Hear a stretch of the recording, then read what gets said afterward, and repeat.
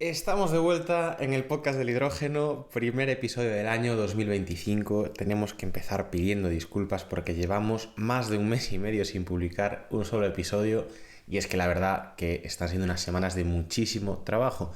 Estamos desde Atlanti haciendo un montón de cosas chulísimas que os enseñaremos en los próximos meses, pero sí que es cierto que nos ha tenido un pelín despistados de lo que es el podcast. Volvemos ahora, volvemos con fuerza, volvemos ya con los próximos episodios programados. Pese a ser febrero, feliz año. Ya con esto se termina las felicitaciones de año nuevo. Hoy no tenemos noticia, hoy vamos directamente al episodio. Bienvenidos, yo soy Bryce Armiño. Y yo soy Javier Pollos. Bienvenidos al podcast del hidrógeno, un espacio de Atlanti, donde te ayudamos a desarrollar proyectos de hidrógeno, de captura de CO2 y de combustibles derivados, prestando servicios de consultoría, ingeniería, preparación de ayudas y formación. ¡Empezamos!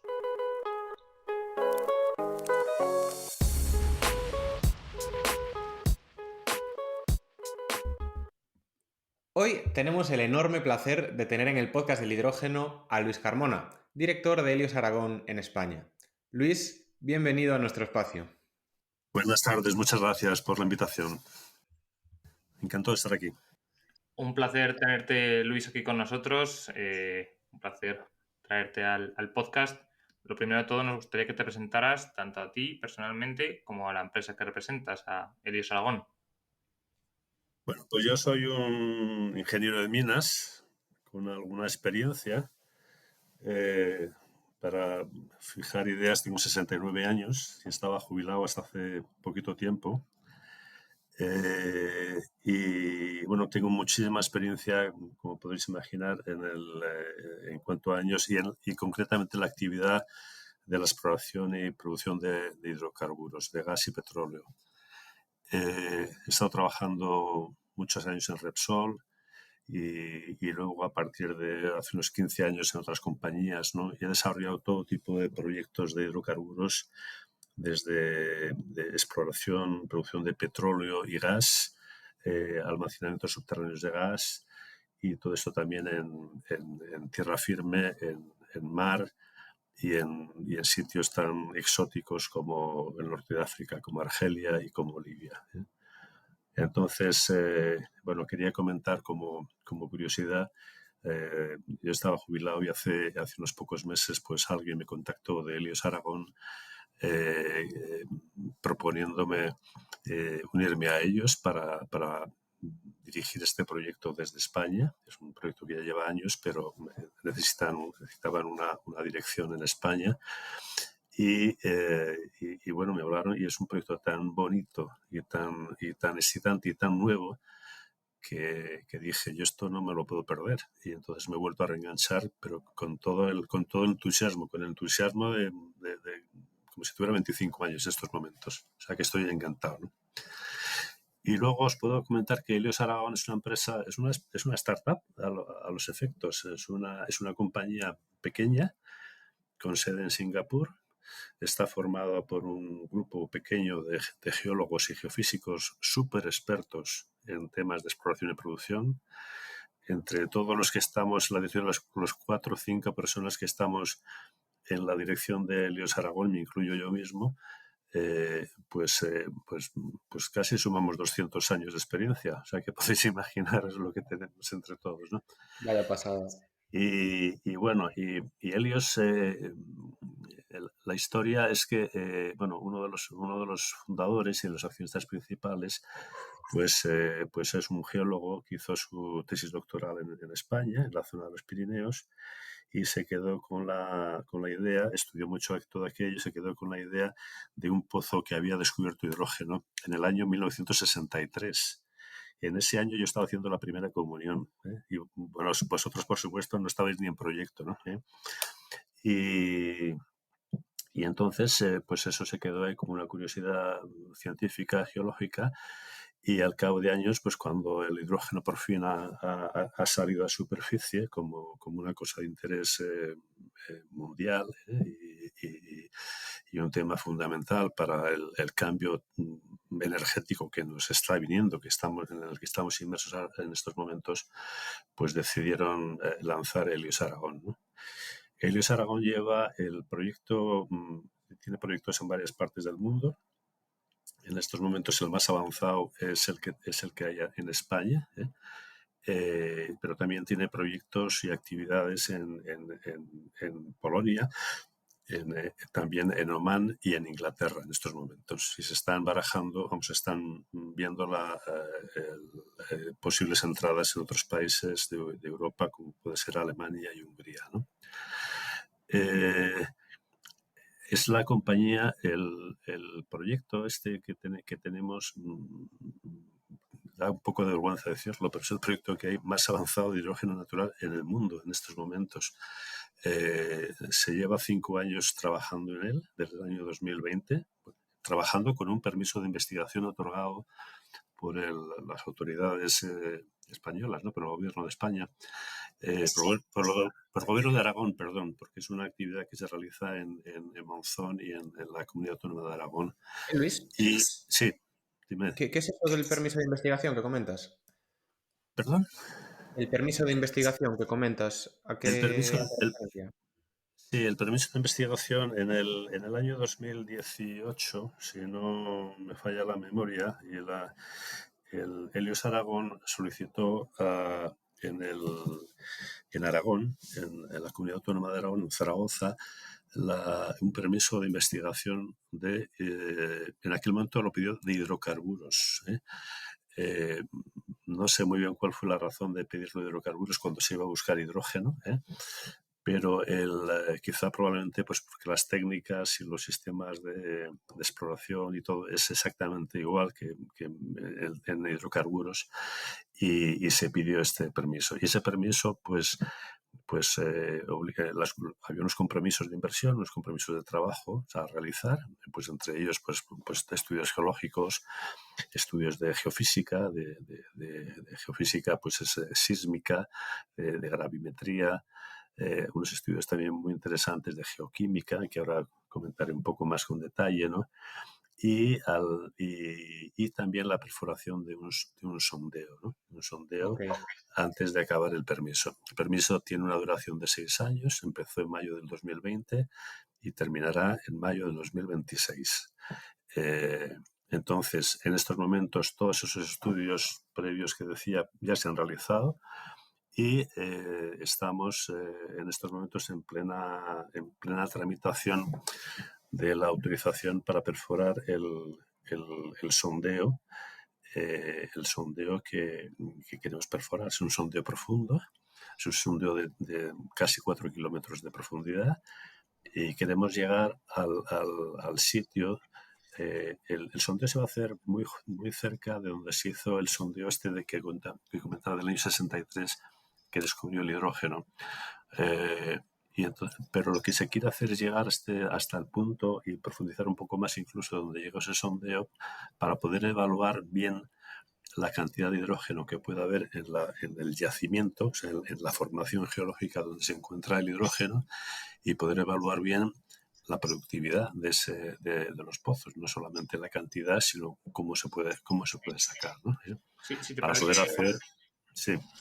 sí, si te parece, Luis, antes de entrar en detalle en temas más técnicos, ¿no? Y de vuestra experiencia y de cómo lo planteáis, para que todos lo entendamos, ¿no? Porque al final en este podcast hablamos mucho de hidrógeno, pero sobre todo hablamos de hidrógeno electrolítico. ¿Puedes comentar o explicarnos qué es eso del hidrógeno natural que se encuentra en el subsuelo o como se conoce a veces hidrógeno blanco?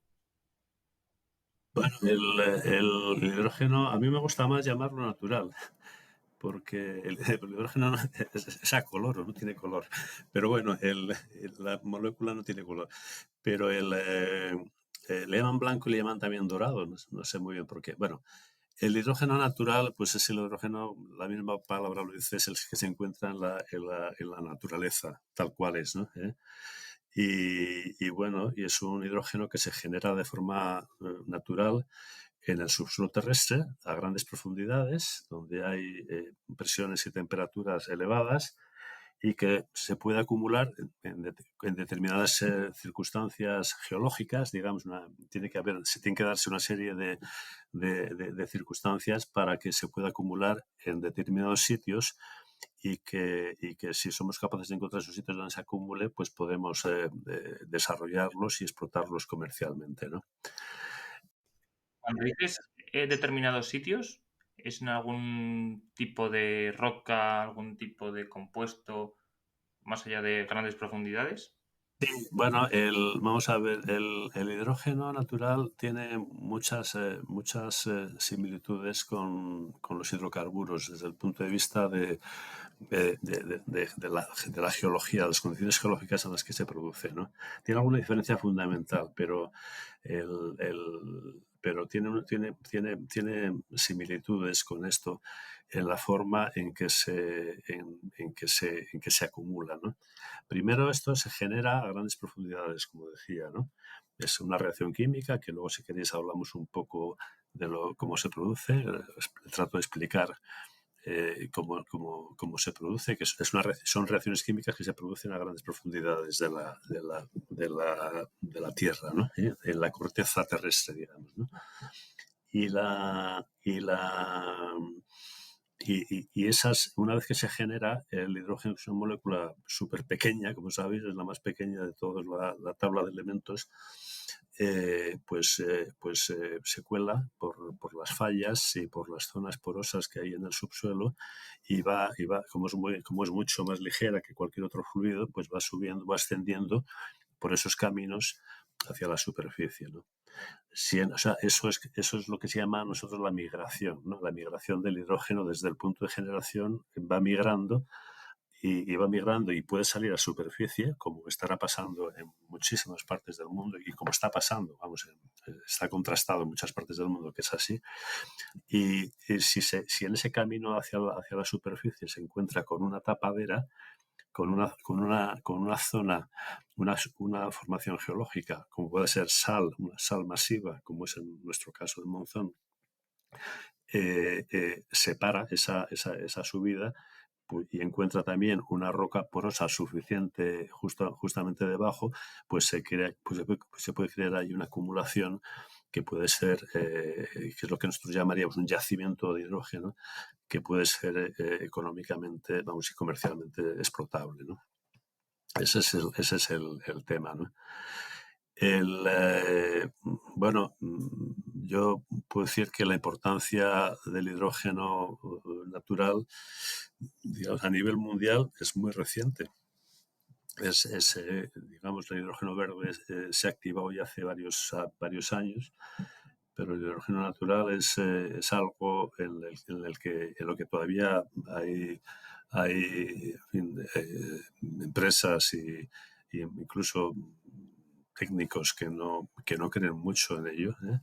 Pero el Servicio Geológico de Estados Unidos, por ejemplo, que yo creo que es un organismo al que se le puede dar bastante crédito, pues habla de unas estimaciones, vamos, brutales, no me sé las cifras, y de las que dice, si fuéramos capaces de desarrollar un pequeño porcentaje de todo eso que ellos estiman que hay en el subsuelo terrestre, pues podríamos tener energía, la demanda mundial de energía cubierta por años o indefinidamente, ¿no? Parece en palabras tremendas y tal, y un poco como altisonantes, pero es lo que dice el Servicio Geológico de Estados Unidos. O sea, es decir, que tiene muchísima importancia, ¿no? Y con el hidrógeno natural va a pasar, como es una auténtica revolución, va a empezar de cero, una chispita, ¿eh? La chispita puede ser posiblemente el proyecto Monzón, pero se va a convertir, va a crecer exponencialmente en los próximos años y ya lo veréis cuando las grandes empresas se metan en serio en ello y también hay que apoyarlas con la legislación. Las legislaciones todavía hay que adaptarlas un poquito para este tipo de actividad, pues va a ser verdaderamente una auténtica revolución, ¿no? Muy, muy buena para el mundo, porque el hidrógeno verde, pues el hidrógeno natural, perdón, pues tiene grandes ventajas, ¿no?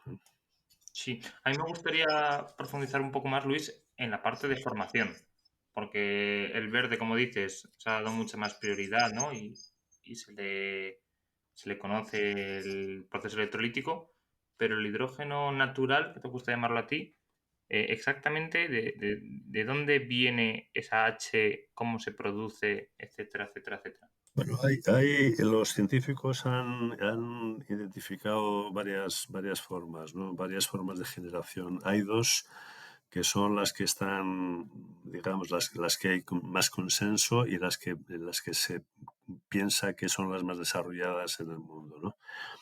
Uno de ellos es una cosa que es un poco rara, pues se llama la serpentinización de la olivina. ¿Eh? Es una palabra, una frase así un poco rara. Sí que La suena raro. serpentin... Sí, sí, suena raro, ¿verdad? Bueno, la olivina es un mineral de hierro y magnesio. Es un silicato de hierro y magnesio que La está, olivina es una piedra volcánica, por lo menos en Canarias hay de esa pues sí, piedra, ¿no? El mineral verde. pues no lo sé, la verdad es lo que en Canarias, sé que es un silicato, efectivamente viene de la corteza terrestre, es una roca que está a mucha profundidad. Cuando acaba, digamos, las capas sedimentarias y te encuentras con el basamento, por ahí está la olivina, ¿no? Y la olivina, pues es como digo, un silicato de hierro y magnesio que se encuentra a profundidades grandes, por tanto a presiones muy altas y a temperaturas muy altas, y en contacto con agua, con agua subterránea, que también hay por allí, pues reacciona y produce una serie de reacciones. El resultado de esas reacciones son una transformación de la olivina en serpentina, que es otro mineral de hierro, y en ese proceso pues se libera hidrógeno, ¿no? Y ese hidrógeno se escapa, como decía antes, migra a través de las fallas y de los canales, digamos, que pueda tener a su disposición, ¿no? Puede ser también incluso la porosidad de la propia roca, ¿no? Que pueda tener caminos de salida y migra hacia la superficie, ¿no? Y como decía, si que encuentra en ese camino pues una tapadera, un sello, pues, pues ahí se queda de forma el yacimiento, ¿no? Hay otra de los mecanismos de generación del hidrógeno natural, es la radiólisis del agua. O sea, también en la corteza terrestre hay elementos radiactivos, hay uranio y hay torio, que se desintegran causan partículas alfa, ¿no? Esas partículas alfa se encuentran con agua, en aguas subterráneas que hay también esas profundidades, y pueden romper la molécula y entonces generan oxígeno, generan hidrógeno, y el hidrógeno, pues como digo, por la facilidad que tiene para moverse, pues escapa hacia la superficie si no tiene barreras, y si se encuentra una barrera, pues hasta donde puede llegar, ¿no? Y esa es la formación básica del hidrógeno natural. Súper interesante. Sí, sí. Ahora que estabas comentando esto, Luis, y preguntaba a Javi el tema de la olivina, busqué en internet y sí, la olivina es esa piedra, Javi, que tú comentas así verde, y la verdad que es súper bonita, es así muy translúcida, verde, brillante. Y luego estaba buscando también la serpentina, que es cuando pierde ese hidrógeno, ¿no? Y la verdad que es un mineral que tiene un aspecto mucho más así viejo, apagado y un poco tosco, la verdad. Lo cual nos deja una moraleja muy bonita y es que en esta vida con hidrógeno todo es mejor, ¿eh? O sea, Así es. Un chupito lo de dejamos hidrógeno muy viene bien claro. de Un cuando en chupito cuando. de hidrógeno viene muy bien. Así a golpe de viernes que estamos grabando hoy. Pues, Y yo sí, tenía señor. también una duda, a medida que hablabas, se me ha ido resolviendo, pero me parece súper curioso. O sea, estos depósitos no son depósitos del pasado, ¿no? O sea, no son depósitos como puede ser con el gas natural que llevan ahí millones de años, sino que es una generación constante de hidrógeno. Bueno, es una generación, vamos a ver, yo creo que el hidrógeno se irá formando de esta manera, con estas reacciones que comentaba antes, la serpentinización o la radiólisis, desde que el mundo es mundo, o sea, desde que la Tierra es la Tierra, tal como la conocemos ahora, ¿no? y no ha parado. O sea, y son reacciones que son químicas, no han parado. Mientras haya olivina, mientras haya agua, mientras están las condiciones de grandes profundidades y demás, pues no ha parado, ¿no? Entonces, lo que es curioso es pensar que cuando descubramos un yacimiento de hidrógeno, también la geología, sabéis que la geología no es una cosa muerta, es una cosa muy viva, ¿no? Muy viva en la escala de millones de años en las que siempre se mueve, ¿no? Pero si un yacimiento que pudiera estar formado hace millones de años, y que pudiera tener, digamos, una anticlinal, ¿no? Y ese sello que decía de sal, podría tener, digamos, hidrógeno gran reserva, o sea, hidrógeno de hace muchísimos años, de millones de años, hidrógeno también de ahora mismo, o sea, hidrógeno del año, ¿no? Como haciendo el símil este de los vinos, ¿no? Y es así, y es así. Lo que pasa, no creo que seamos capaces, cuando lo descubramos, de decir si esta molécula tiene tantos o cuántos años, ¿no? Pero es así, es así. Y lo bueno es que, vamos, lo que sabemos, por lo que están haciendo los científicos sobre este tema, es que, digamos, hay muchos más recursos desde el punto de vista energético de hidrógeno natural que de hidrocarburos. O sea, quiero decir que es un tema que puede realmente, como estoy diciendo, ya lo he dicho en algún momento, realmente revolucionar la industria y la forma en que se genera la energía, ¿no? Vamos, un elemento fundamental para el futuro.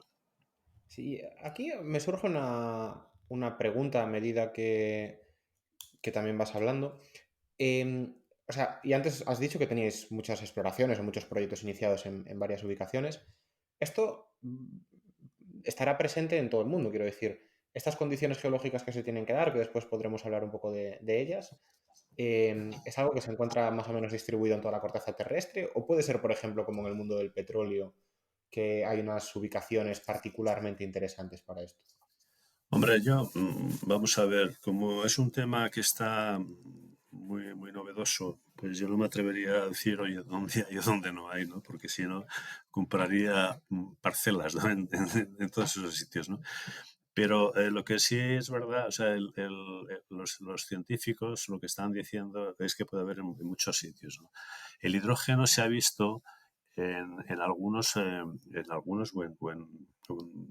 en ocasiones, digamos, pensad que se han hecho muchísimos sondeos para buscar petróleo y gas en el mundo, no sé cuántos, habrán sido millones, ¿no? Ujú. Y cuando tú no ves una cosa que no vas buscando, ¿eh? Entonces, si no vas buscando hidrógeno, pues no lo ves. Entonces, es ¿Por qué? puramente por casualidad, por casualidad, las casualidades de la vida, las casualidades como pasó en este sondeo de Monzón del año 1963, que de repente pues tuvieron una emanación y tuvieron una pequeña erupción de hidrógeno en superficie, ¿no? Luis, Entonces, sí, ¿por qué comentas eso de que no encuentras lo que no vas buscando? O sea, porque esta era una pregunta que teníamos para después, pero quizás convenga hacerlo ahora ya, sí, ¿no? El tema no, de... bueno, vamos a ver, cuando tú estás perforando un sondeo, tú vas buscando, hasta ahora, vamos, vas buscando pues gas o petróleo, ¿no? Bueno, de hecho, el sondeo del año 63 ni siquiera iba buscando gas natural, pero el gas natural en el año 1963 en España no tenía ningún interés, no había ninguna infraestructura para utilizarlo ni para comercializarlo, entonces solamente buscando petróleo. Entonces, se han podido, por ejemplo, la forma de ver los gases que hay cuando tú estás perforando un sondeo es pasando eh, no sé si estáis familiarizados, ¿no? Con la técnica de perforación que hay que utilizar mientras perforas, pues vas metiendo un lodo en el pozo, vas circulando un lodo que te va sacando los restos de roca que se está perforando, ¿verdad? Entonces, si encuentras una zona con gas con gas que puede ser gas natural o hidrógeno, pues eso te sale a la superficie. Y en la superficie, el tipo de gas que te sale lo detectas con un cromatógrafo. Si en el cromatógrafo no le has pedido que te mida hidrógeno, no te lo mide, no te lo ve. ¿Entendéis el asunto?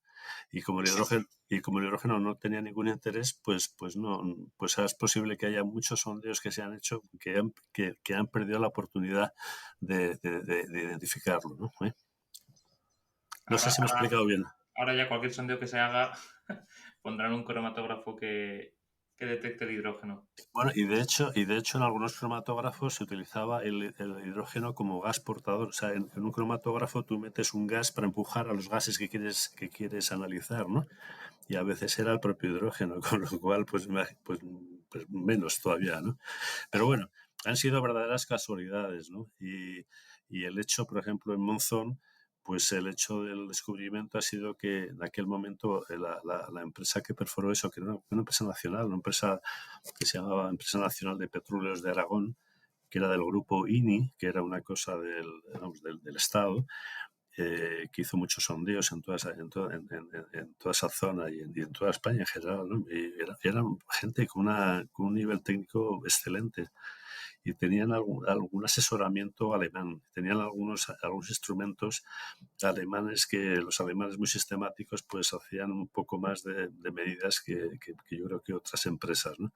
Y detectaron esto y aparte de todo que tuvieron, como decía, una pequeña erupción en superficie de, de, de, de hidrógeno, que es lo que sirvió para identificarlo, ¿no? Lo dejaron reflejado en un informe y dijeron, bueno, pues hemos tenido esto en tal, y ya está, punto, se acabó. Como no hemos encontrado petróleo, abandonamos, tapamos y abandonamos el pozo y ya está. Y eso es esa es la historia. Curioso, ya que conocemos un poco cómo consiste el proceso de exploración, en el caso de que uno de estos pozos o yacimientos de hidrógeno natural se quisiera explotar, ¿cuál sería ese paso, ese siguiente paso? Bueno, lo bueno, una de las cosas buenas que tiene este tema del hidrógeno natural es que no hay que desarrollar, digamos, técnicas, ni tecnologías, ni métodos, ni cosas muy nuevas. O sea, todo está ya inventado. Quiero decir que es lo mismo, prácticamente lo mismo que buscar petróleo y gas. Y la industria del petróleo y gas está muy desarrollada, tiene equipos muy sofisticados y técnicas muy sofisticadas y esas nuevas técnicas, esos nuevos equipos se pueden utilizar para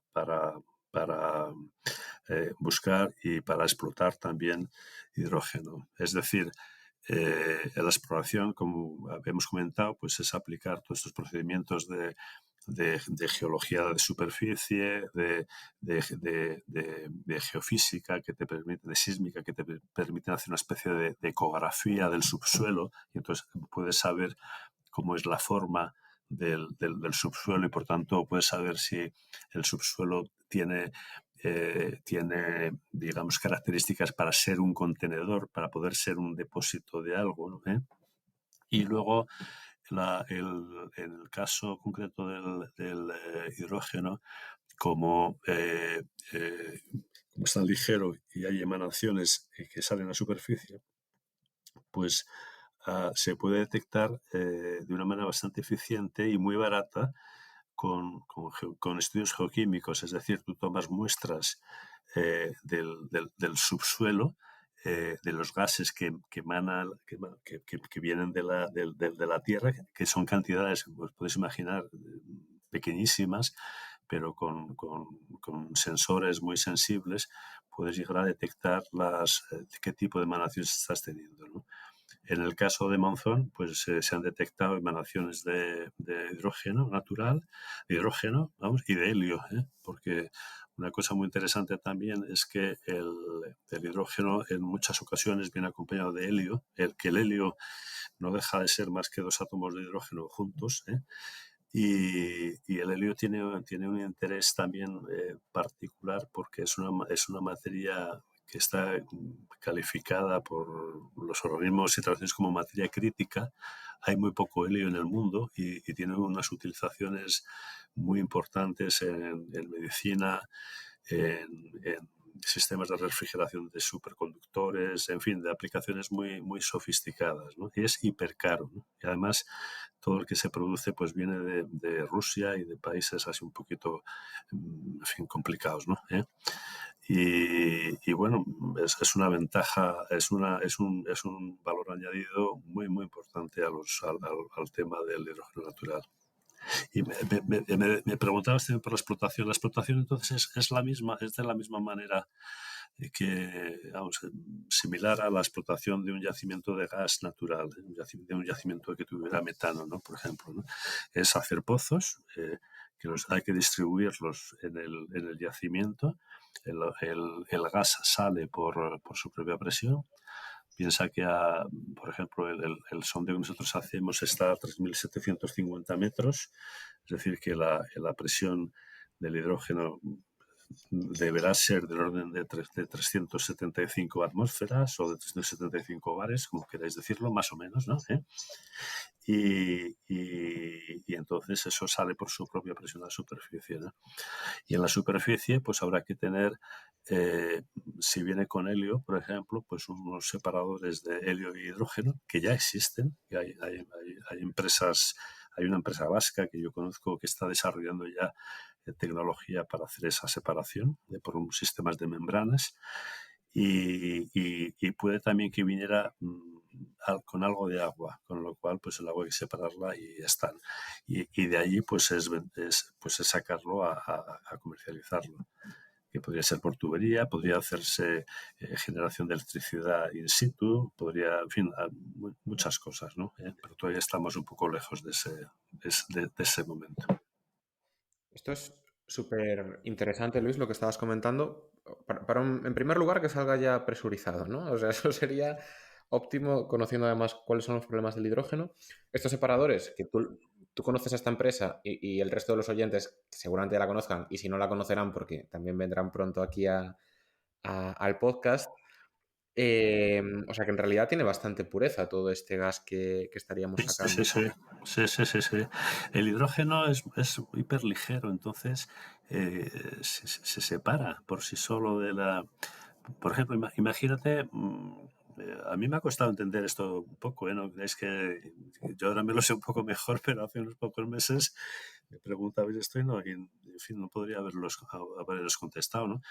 Pero piensa que, por ejemplo, un yacimiento clásico de hidrocarburos, eh, eh, eh, hay que visualizarlo, ¿no? Tienes la parte de arriba, imagínate un anticlinal, ¿no? Una especie de monte al revés, ¿no? Ese es al revés, no, un monte, ¿no? Tienes en la parte de arriba gas, en la parte de medio petróleo y en la parte de abajo agua. ¿Por qué es eso? Pues porque con el tiempo, por las densidades que cada uno de esos fluidos tiene, pues se han ido segregando. Imagínate el hidrógeno. Si el hidrógeno que tiene un peso molecular bajísimo, tiene un peso molecular pues del orden de 7 u 8 veces menos que el gas natural, pesa pues la tercera parte que el gas natural, en fin, es mucho más ligero. Entonces la separación de cualquier tipo de impureza que pueda tener es bastante neta, ¿no? O sea, entonces, yo creo que es una de las ventajas también fundamentales, las características fundamentales de esto. También tiene sus historias, porque el hidrógeno, bueno, hay que desarrollar materiales adecuados para que no se te escape, ¿no? Y que no se rompan, ¿no? Porque el hidrógeno no puedes poner cualquier tipo de acero, ¿no? No puedes Sí, pero poner... bueno, eso ya está más que controlado, Eso, quiero decir. está en ello por supuesto, ya las compañías están trabajando en ello y se están ya viendo determinadas cosas y vamos, eso no va a ser ningún problema, ¿no? Eso Claro, está, no, no, eso está eso claro. seguro, seguro.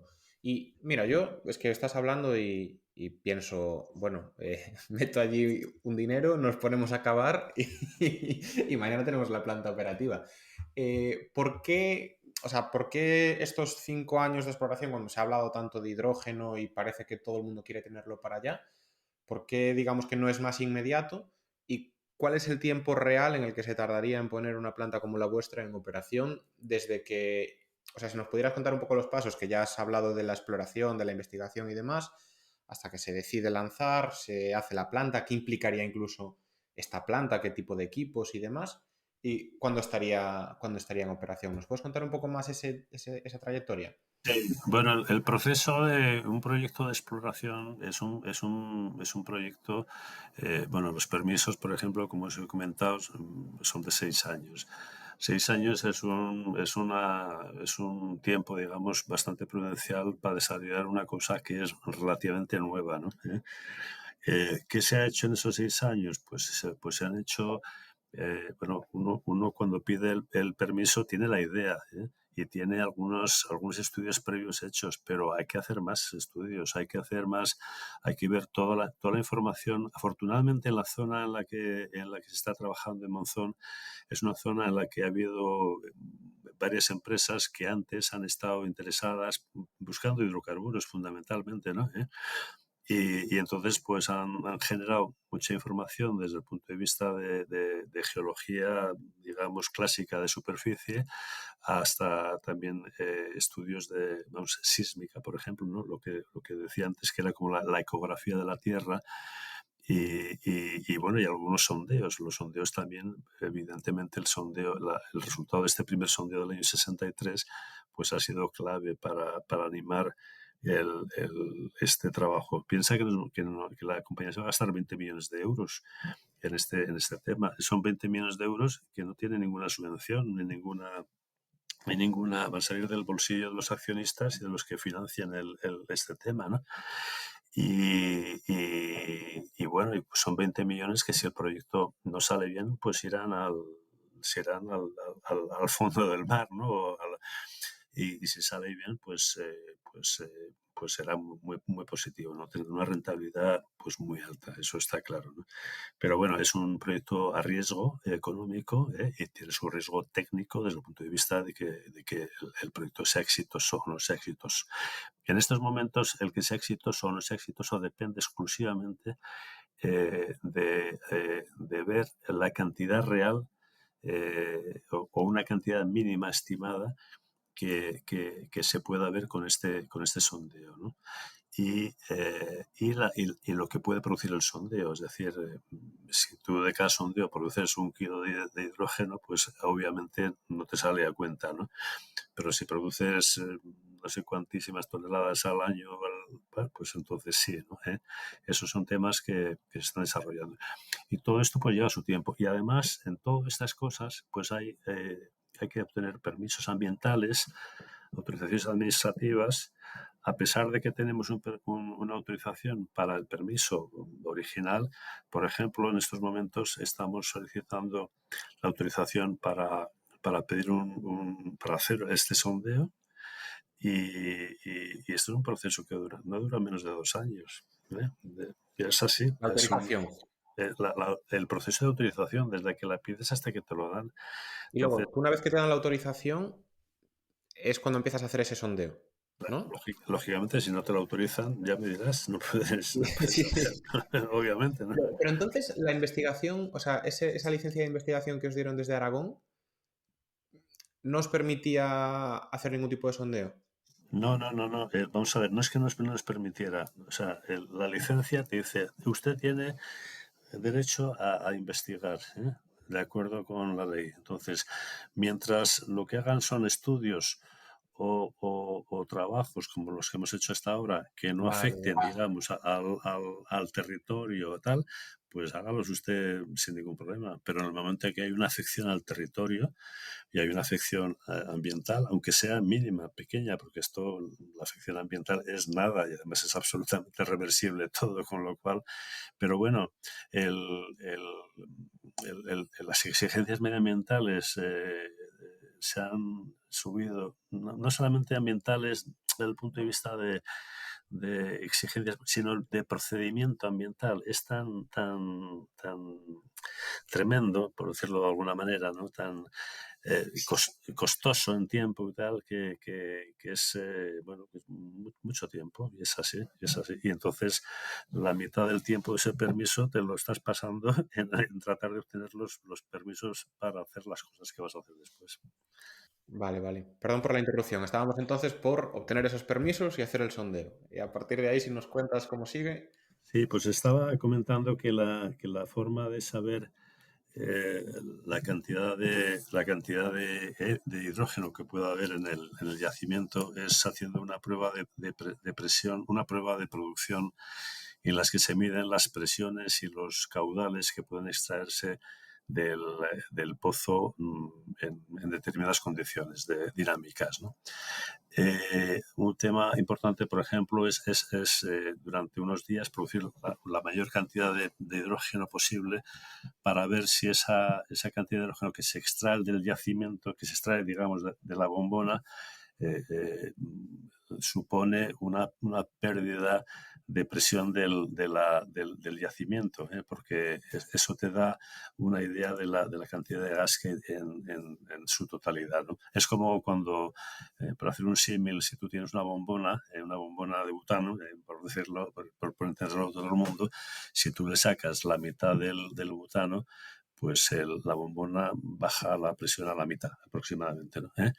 Entonces, si en esa prueba de producción, digamos, eh, resulta que la presión te baja mucho, pues tú tendrías un yacimiento muy pequeñito. Si te baja poco, tienes un yacimiento más grande, y si es prácticamente imperceptible, es muchísimo más grande. Entonces, eso es una prueba muy importante y es el objetivo fundamental del sondeo que queremos hacer, porque ya, digamos, toda la parte geológica, toda la parte de cómo es la formación, la formación rocosa donde se encuentra el yacimiento, ya la conocemos. Lo único que necesitamos saber es que efectivamente hay hidrógeno en cantidad suficiente y además se puede producir de una manera económicamente rentable. Vale, y esto, claro, antes lo comentábamos, ¿no? Esto es una generación constante de hidrógeno que al mismo tiempo se almacena, es decir, es como si estuviéramos llenando un vaso y en un momento entiendo que ese vaso desborda y es cuando tenemos esas emanaciones de hidrógeno que podemos incluso detectar en la superficie. Entonces, si nosotros tenemos un depósito del que podemos sacar hidrógeno, ¿no? Pero el ritmo al que sacamos es más alto que el ritmo al que se está reponiendo por esa generación natural constante por las reacciones químicas. Eso es fácil también de detectar en estas primeras pruebas. Quiero decir, el decir, oye, pues tengo un No, depósito que... en las primeras pruebas no. En las primeras pruebas vamos a ver como las pruebas tienen una duración determinada y son unos pocos días. Piensa que las pruebas de producción estas llevan aproximadamente una semana, 10 días como mucho, ¿no? Entonces, en 10 días no es tiempo suficiente como para detectar un fenómeno de ese estilo, ¿no? Pero sí podrías saber, sí podrías tener una idea. Si es una cosa muy grande, digamos que vas a tener una idea en el sentido de que no vas a tener prácticamente una caída de presión en el yacimiento, muy, muy pequeña o prácticamente imperceptible, ¿no? Habrá que bajar unos manómetros de alta precisión para medir todo eso, ¿no? Claro, pero esto que voy a decir también es una chorrada, pero vosotros hacéis las pruebas, veis esa caída de presión, cerráis válvula y luego podéis abrir otra vez y ver cómo se repuso esa presión, ¿no? Incluso para saber... Sí, sí, también, hombre, lo que pasará además es que desde que hagamos esta prueba de presión, que si todo sale bien, la tendríamos hecha probablemente dentro de un año, ¿eh?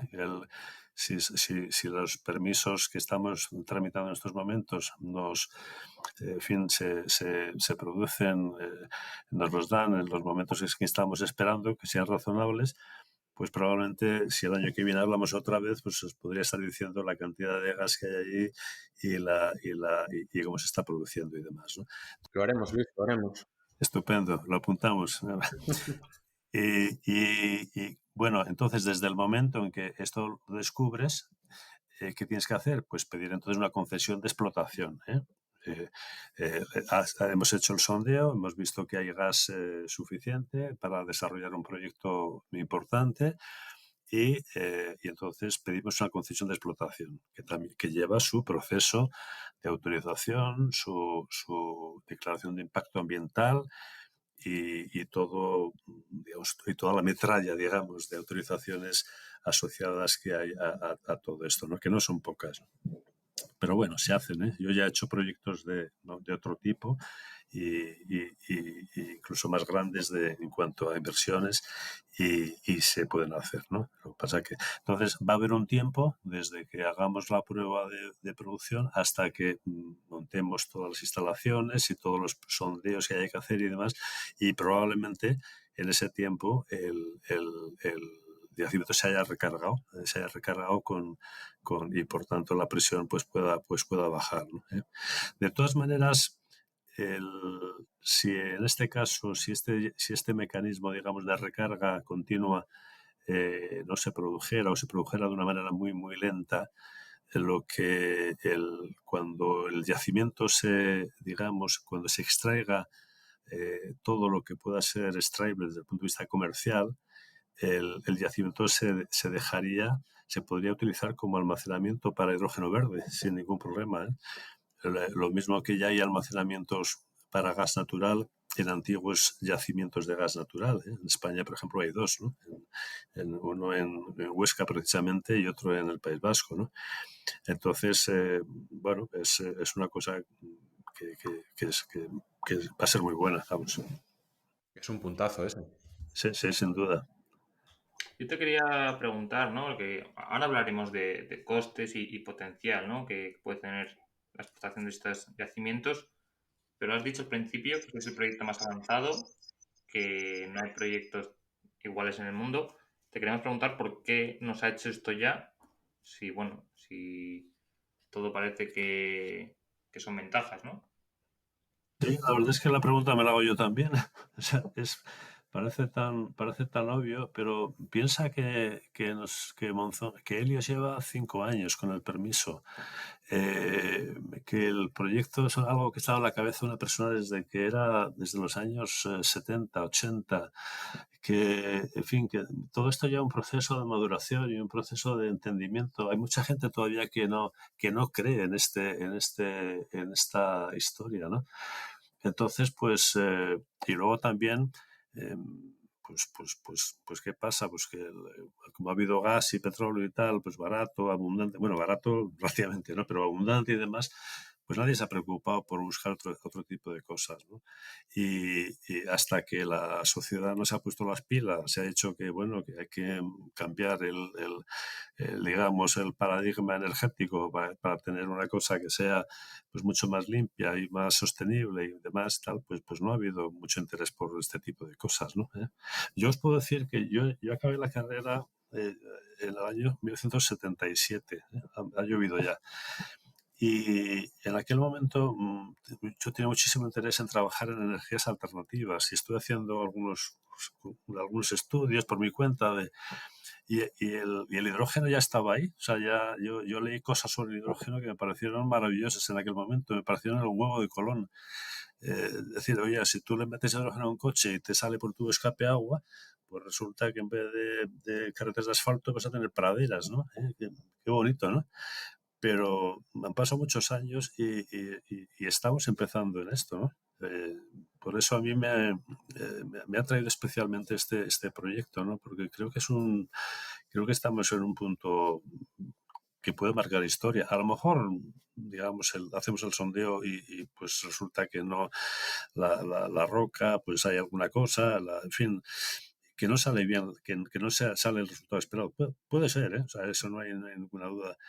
Pero pensad la expectativa que tiene gente que se está jugando de su bolsillo 20 millones de euros, ¿eh? De su bolsillo directamente, ¿eh? Y no son especialmente mil millonarios ni nada de eso, ¿no? Pero bueno, si hay gente mil millonaria que está apostando por este tema. Hay una empresa, por ejemplo, en Estados Unidos que se llama Coloma, con K, que lo podéis buscar en internet si queréis, que es una startup también norteamericana. En esa compañía está invirtiendo Bill Gates y Jeff Bezos, el de Amazon, ¿no? Y ya han recaudado más de 400 millones de dólares para empezar a hacer exploración, ¿no? Con lo cual, pues bueno, yo creo que si Bill Gates y Jeff Bezos invierten en esto, pues a lo mejor es un tema interesante, ¿no? No creo que aunque sean muy, muy, muy millonarios, pongan el dinero en cualquier cosa en cualquier historia sin fundamento, ¿no? Invierten, Luis, precisamente para hacer dinero. Y una de las cosas que necesitamos saber es cuánto dinero se va a hacer en este tipo de plantas, ¿no? ¿Qué coste va a tener ese hidrógeno que vayamos a estar produciendo? Y aquí también te queríamos preguntar si ya hay estimaciones que nos inviten a pensar si es algo que va a ser competitivo, si es algo que va a ser súper caro. ¿Sabéis algo o tenéis alguna proyección de a dónde podemos llegar? Bueno, la inversión que hay que hacer para esto, bueno, pues esto está comentando 20 millones para perforar el primer pozo, ¿no? Luego, pues hombre, si haces más pozos, las instalaciones y demás y tal, pues dependerá del tamaño y del volumen de las instalaciones primero del volumen de hidrógeno que pueda sacar, o sea, de los caudales que pueda sacar. No es lo mismo una instalación para producir 10.000 kilos al día que una que produce 1 millón de kilos al día, ¿no? Eso es obvio, ¿no? Entonces dependerá de todo eso. Pero estamos pensando en los digamos, estimaciones y en las hipótesis que tenemos que tengamos que invertir varios cientos de millones de euros para desarrollar este proyecto, ¿no? Y este proyecto, la idea es conectarlo, vamos, inicialmente empezar por una producción a las industrias locales, que afortunadamente en la zona de Monzón es una zona con cierta cantidad de industria y que probablemente también si hay un precio atractivo del hidrógeno, pues atraiga a industrias que puedan, para fabricar amoníaco, para fabricar metanol, para fabricar electricidad también, ¿no? Que puede ser, ¿no? Y eso, digamos que varios cientos de millones de euros.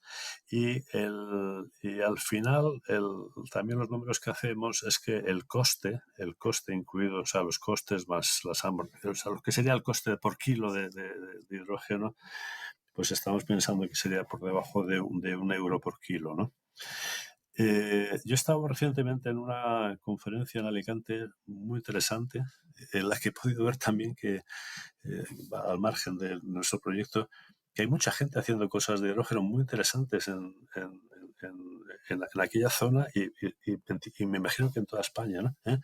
Y la verdad, y gente muy joven, ¿no? Lo cual me parece fantástico, ¿no? Incluidos vosotros, que ahora que os he conocido hoy. Y, y entonces, bueno, se presentó en esa conferencia una conferencia de MIPGAS. MIPGAS es un organismo que es un organismo como regulador, no es exactamente regulador, es el operador del mercado regulado de gas en España, ¿no? Es el que dice, oye, ¿cuánto vale el gas en España, ¿no?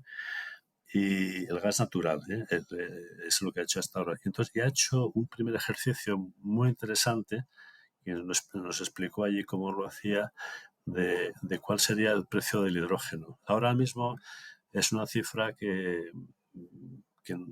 no tiene mucho sentido porque no hay mercado, no hay compras-ventas de hidrógeno en España, pero cuando las haya, pues tendrá que seguir también un índice que probablemente tendrá que definir esta organización. Y lo que estaba diciendo MIBGAS es que podría ser del orden de 6 euros por kilo, un poquito menos de 6 euros por kilo. Si nosotros producimos el hidrógeno a algo menos de 1 euro por kilo y lo podemos vender por 6 euros el kilo, pues no está mal, ¿no? La cosa, Ah, ¿eh? claro. Sí, sí. Sí, sí. Bueno, hay que decir también, Atlanti, orgullosos asesores técnicos de, de ese trabajo que hizo MIBGAS durante todo el año pasado. Y sí, 5,86 era el número Sí, que sí, exacto, sí, nos sí. dio. Y Luis, ¿en este cálculo que hacéis vosotros, consideráis ventas de helio o eso vendría aparte? Eso sería un No plus. te, no te puedo decir, la verdad es que no lo sé, porque son estudios que se han hecho antes de incorporarme yo y no te puedo decir probablemente. No, no, pero este es el coste de producción del hidrógeno, sin más, no es Solo de... del hidrógeno, sin considerar venta de helio.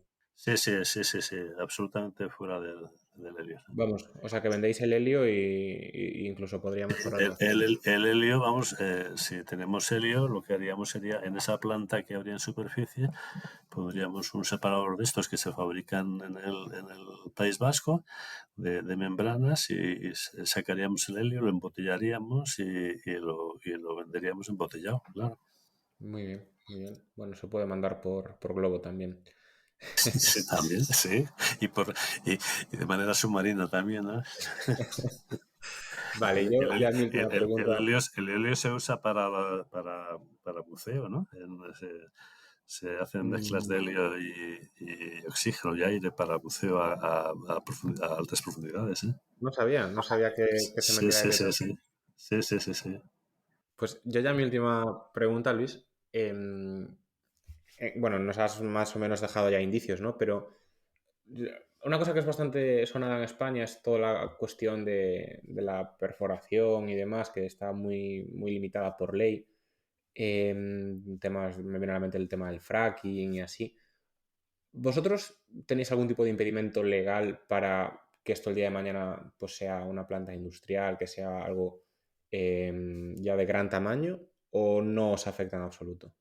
Bueno, es una instalación, sí, una instalación industrial que estaría sometida a, bueno, la instalación, todo el proyecto, a un estudio de impacto ambiental y a una declaración de impacto ambiental.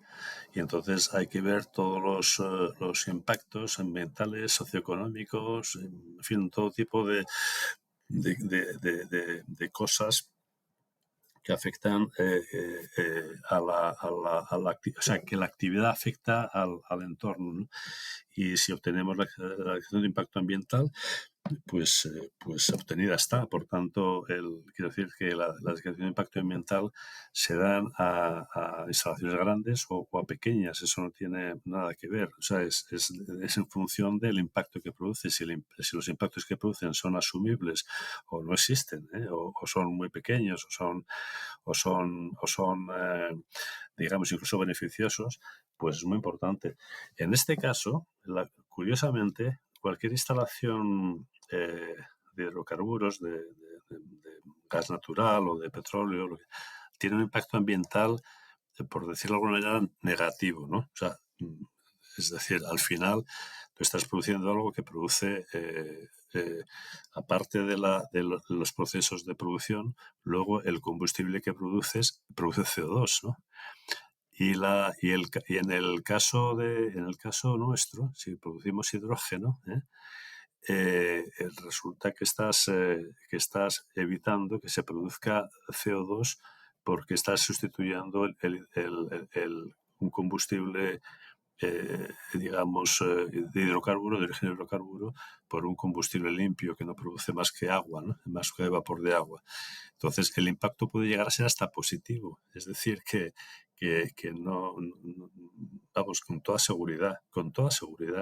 Con lo cual, pues esperamos que los procesos de autorización largos no nos va a quitar nadie que sean, pero bueno, pero que finalmente sean bastante positivos, no tenemos ninguna duda, vamos.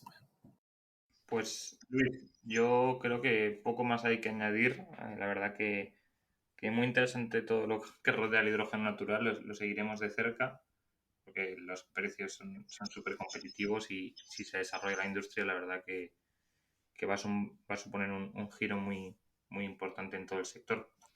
Agradecemos mucho que nos hayas acompañado y desearte mucha suerte a ti y a Elios Aragón en este proyecto. Estaremos atentos. Pues muchas gracias a vosotros, un placer y espero que no haya sido, que me haya podido explicar bien. A veces uno piensa que todo el mundo entiende las cosas que dice, pero espero que sí, pero he sido un poco didáctico.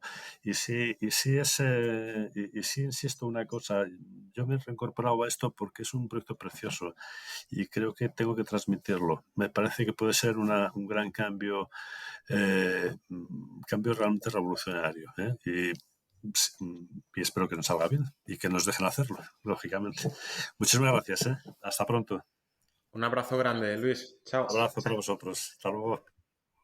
Y hasta aquí ha llegado el capítulo de hoy, en el que hemos contado con Luis Carmona, de Helios Aragón.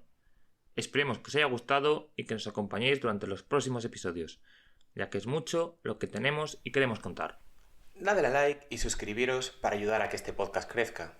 Todas vuestras valoraciones serán bien recibidas en el correo elpodcastdelhidrógeno@gmail.com o en los comentarios de las principales plataformas.